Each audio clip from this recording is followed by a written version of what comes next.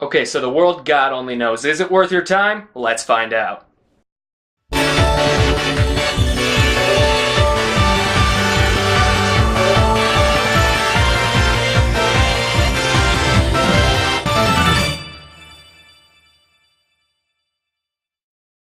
Hey everybody, welcome to a new segment on the Captain Vitus Show, Captain Vitus Anime Reviews, where instead of reviewing a movie, I'm going to take a certain anime, watch all of its seasons that I have available to me, and tell you if it's worth your time or not, and if it deserves a spot in your anime collection.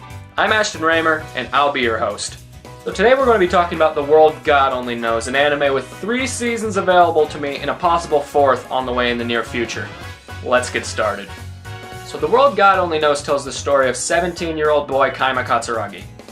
The guy's a bit of a geeky outcast, he doesn't have any friends or anything, and he prefers to immerse himself in the world of dating sims on his little PSP instead of accepting life in the real world. Okay, so for the few of you who don't know what a dating sim is, it's basically a romantic simulation game where you get it and you go through certain events, certain things, and you basically try and woo these 2D virtual girls on your console of choice to fall in love with you. And that's the game. And they're really hard to find. Like, really. I'm learning Japanese as we speak, just so I can try and play these. That's how lonely I am. Anyways, Kaima has become so notoriously good at these dating sims that he's become known on the internet as God of the Conquest. And he has this website that's called God of the Conquest. And basically what it is, you can type in a little email like I'm having trouble with this game, and he'll type you back, do this and stuff and do that. And one day he gets an email issuing him a challenge to capture a bunch of girls, and he's like, okay, I like a challenge. So he accepts it, unknowing that what he just did is he signed a contract with a demon from hell named Elsie, agreeing to help her track down and capture loose souls from hell who have made their homes inside the empty voids in troubled girls' hearts. So now Kaima must use his vast dating sim knowledge on real-world girls to make them fall in love with him, give him a kiss, expel the loose soul from their body, and then Elsie will catch him in a big, oversized jar. And that's our anime. Oh yeah, and if he doesn't do it, this collar on his neck will explode. Probably should have mentioned that, that's a pretty big plot point. Okay, so when I started up The World God Only Knows, I went into it with little to no information. I had no idea what the plot was, I didn't know about any of the characters. All I knew was from what I saw on the Blu-ray box on Amazon, and I was like, hey, it looks good. So when I did jump into this complex little storyline that got going, it had me thinking if this was going to be an anime that was going to be able to keep my attention long enough, or if it was just going to be one that I was going to have to throw away. And what I'm talking about there is something that I tend to do a lot with animes, is which, if an anime can't keep my attention, it doesn't even matter if it's a good anime or not. If it can't keep my attention for the entire day, then I tend to just kind of throw it away and forget about it and just come back to it when it's like 3 in the morning and I have nothing else to do. I like to bring up the example of Black Butler, which I think is a very good anime. It has very good characters, very good storylines. Maybe I'll review it someday. But it's the kind of anime that won't keep my attention, and I'll just kind of turn away and be like, yeah, I watched it. Or is this anime going to be like Attack on Titan, which literally took my attention and dragged me to my computer screen and didn't let me go until it was nighttime and I was done with it. So when I started this anime up, the question that was on my mind was, is this going to be Black Butler, or is it going to be Attack on Titan? Well, I'm glad to say that when this anime got me in its grip, it didn't let me go till those 3 seasons were done. It was definitely on Attack on Titan's level. Except this one didn't leave me emotionally exhausted and crying helplessly. Yeah, no, this premise is a bit easier to take in. Especially since it's incredibly stupid and off the wall, but leave it to the Japanese to make that charming and addictive. And that is what The World God Only Knows is it's hilarious, it's charming, and God is it addictive. I mean, this show really does have the perfect mix of funny and romantic. Considering it is a show about a guy who makes women fall in love with him so he doesn't get his head cut off. you know, it's just incredibly well written. I always found myself asking, what's Kaima going to do next to get this girl or this girl?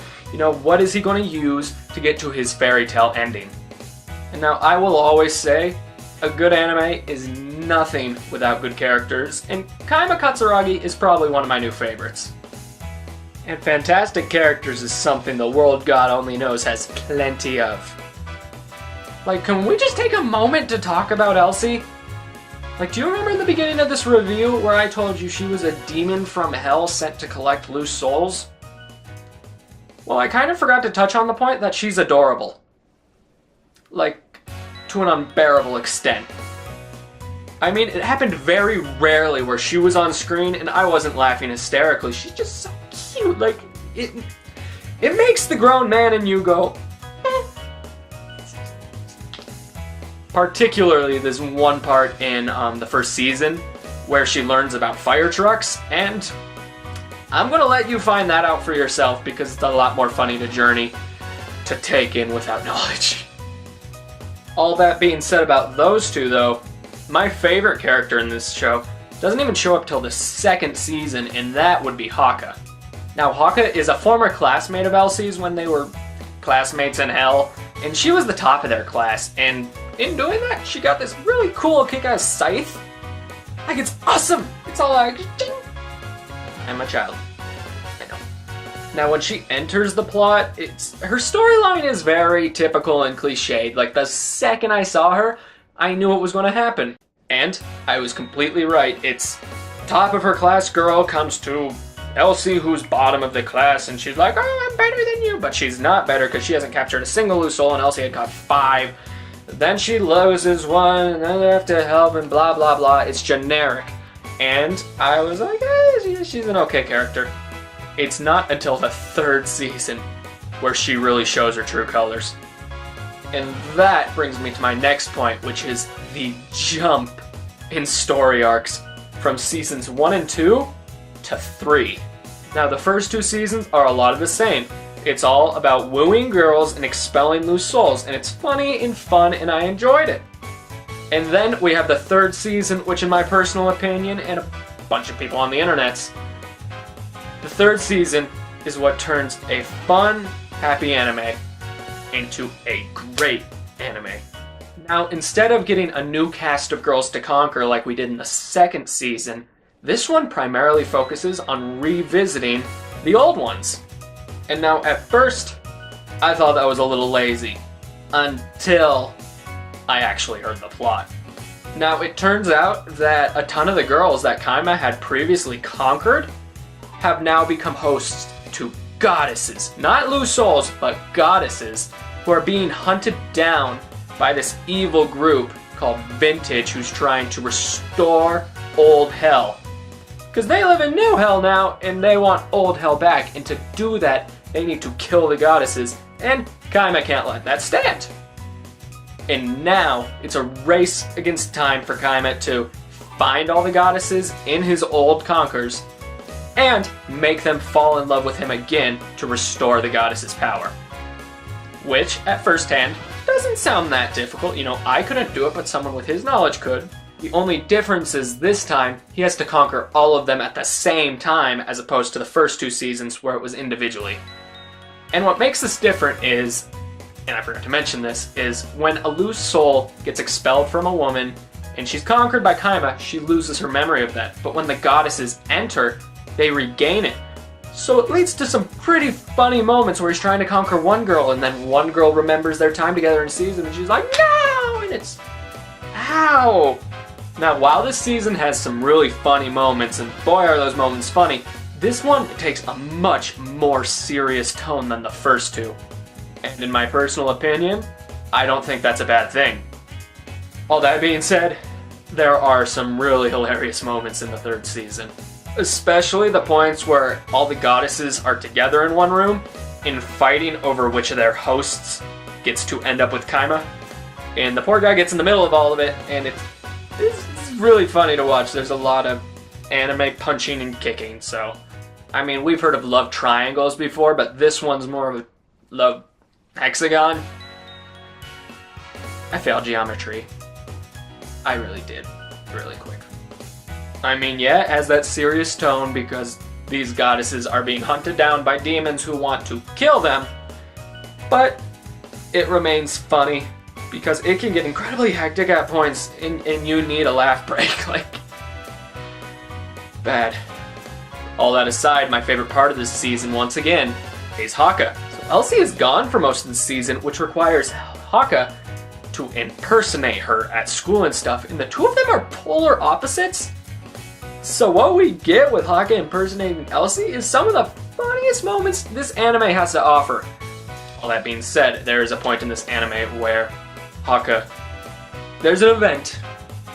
I'm not going to spoil it for you, but there's an event and Haka ends up getting detained for a few episodes, but when she comes back, she turns full badass. She gets this sexy black outfit and she has her scythe and she's just running around just wasting these members of Vintage, and it's really fun to watch. I can say with confidence, I'm going to buy her action figure. She can go up there. And you guys can see her. Or you can see her there.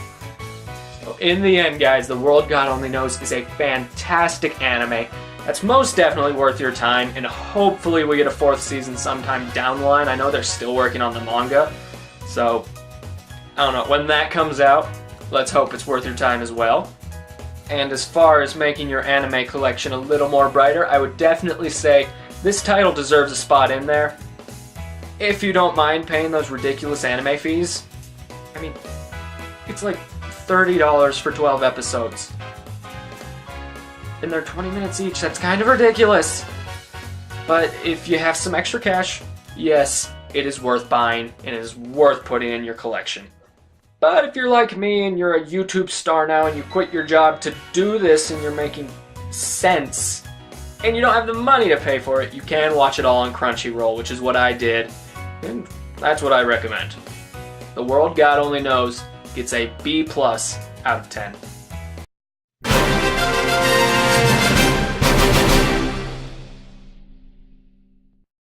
Hey guys, thank you so much for watching my first anime review. I'm sorry it took so long. It was supposed to come out on Monday, actually, but I bought Bravely Default, and I kind of played it for 2 days straight and forgot this was my job, so there's that. But hey, if you like what you saw, you can subscribe down there. I have another video coming up today. It's a top 10 list that I filmed yesterday, and yeah, look forward to that. I'm going to go see, what's it called? 3 Days to Kill tonight. I did check, and Wind Rises doesn't come out to the 28th, so we'll have to wait on that one. But yeah, my 3 Days to Kill review will be up sometime tomorrow. And yeah, my Pompeii review, because that comes out too, that's not going to be until Sunday, I believe. Because on Saturday, I'm going to the first day of the Oscar showcase, where I'm going to see 4 of the nominated Oscar movies. And sorry, knives. But yeah, I might do a video on that too. It is all going to lead into my Oscar videos, which are kind of the reason I started this channel. So look forward to those. And once again, if you like what you saw, subscribe. Otherwise, stay classy. Stuck.